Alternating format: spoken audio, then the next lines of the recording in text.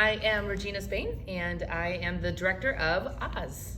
Oz, the play by Patrick Shanahan, is a three-person script, and it's a telling of the story of Wizard of Oz in a unique way because one of the characters is L. Frank Baum, which we know is the author of The Wizard of Oz and many, many, many other books related to it and not. And so the three characters are L. Frank Baum, his housekeeper, and a little girl. And between the three of them, they take on all 25 characters that are in The Wizard of Oz. They take those on to help Baum to realize his manuscript that is not finished yet. And so they kind of play it out in a way to help him to finish it. So, well, I'm a big Oz fan. Actually, Enter Stage Right, we started with a version of Oz, and we've done versions of Oz several times. So we really love Wizard of Oz. It really is, and this script specifically really kind of ties into why we love the story. Because even when people are like, oh yeah, I know The Wizard of Oz, or I love The Wizard of Oz, they may not necessarily recognize why.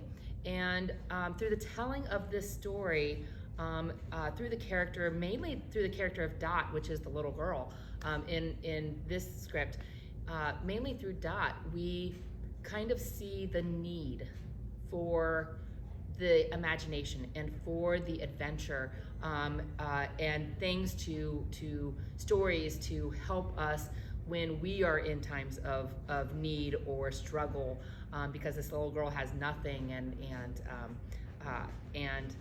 is able to help with this storytelling in a way that really shows why we all love it, even no matter what age we are. What do I love about The Wizard of Oz? That's a good question. What I love about it is absolutely evolving as I go through this script. I think that, like many others, I just loved it because it's part of our culture, and it is just ingrained in us in ways that we don't realize. But through this script telling, you see all those intricacies and like I said before, why it's important, and the no place like home. Coming from a not so good childhood where home wasn't a great place, and now with the family that I created with my husband and my kids and everything, knowing that home should be and is this amazing thing, and watching this story play out with this little girl that doesn't have a great home to go back to, and seeing how this story impacts her and how her story impacts Baum to write it different and to put those different messages in it. I think it impacts me differently now, having done this script, than it did before. So first read through, because I'm one that I like to really kind of see what my actors' processes are, and try to work within those processes to enhance what they have already, and what they bring to the table. And so first read through was a gift because it allowed me to see how all the actors kind of think and turn on a dime. And then very shortly after that, I got together with a couple of the actors, and we went through the script, and I just did a spreadsheet of every single time somebody flips into another character. And from there, okay, so who is each character, who shares some of those characters, because some of them, like flying monkeys and things like that, there's multiple people being those. And so what do those look like? What are their voices? What shifts in movement are they? Do they have a hat or helmet or a prop, something to define that? Sometimes the shifts are so fast that, it literally is like, sink, sink. Noah that plays Baum, he's got a couple of different paragraphs that he does, that he, with nobody else interrupting, he shifts into like 5 different characters before anybody else speaks. And so so it definitely was partially what they bring to the table, what the actors bring to the table, partially what what the script kind of says, hey, this is the direction that we want to go, and then just working on that and making it fun, which definitely the script has been. Is just making those fun and playful and getting back into the use of your imagination as opposed to everything spelled out exactly. Right. So yeah, it's been quite a process. I will have to say it is exhausting for the actors to flip into all these. It's a very physical play.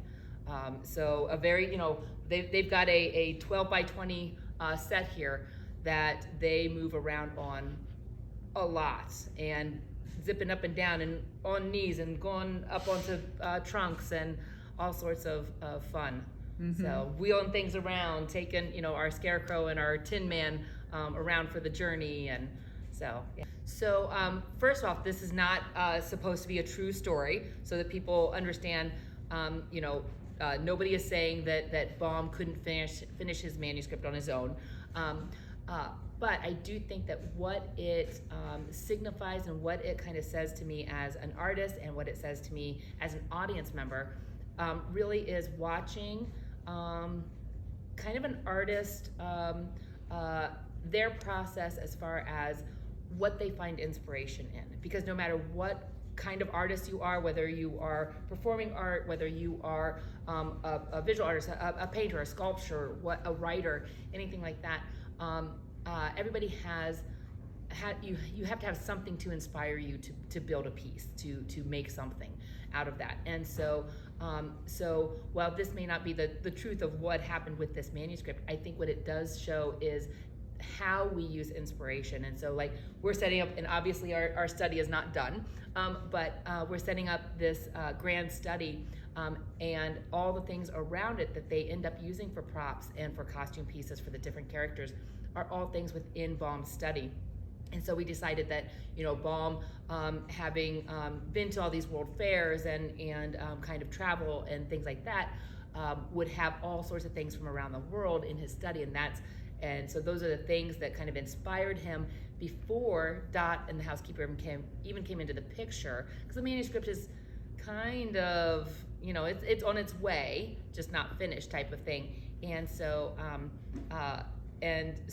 some things are already a little bit put together or a little bit out where you can see that Baum had that inspiration already, but then other things that come about are like, oh, let's pull this off the wall, let's grab this type of thing, and this can certainly go right into that.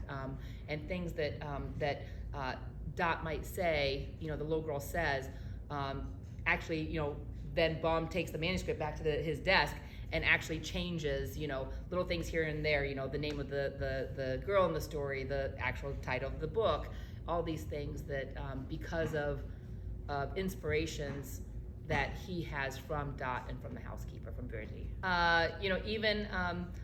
So he's done the Wicked Witch and the house falling and everything, and Dot has the shoes on when Bridgie the housekeeper comes in, and so Bridgie becomes part of it as well. And at one point they're talking, and he's talking about the shoes, and Bridgie's like, aren't those Mrs. Baum's good shoes? And everything. It's like, never mind that, Bridgie, just go on with the story, type of thing. And so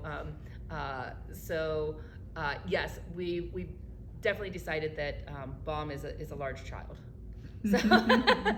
So and potentially because of his reactions of some of the things that some of the conversation with Dot, potentially even having some of those own struggles when he was a youth, and that's why he even started writing children's books and things like that. And so you can kind of see that play out as well throughout the script and throughout the story. So come along on this adventure with us. So yeah, because that's what it is.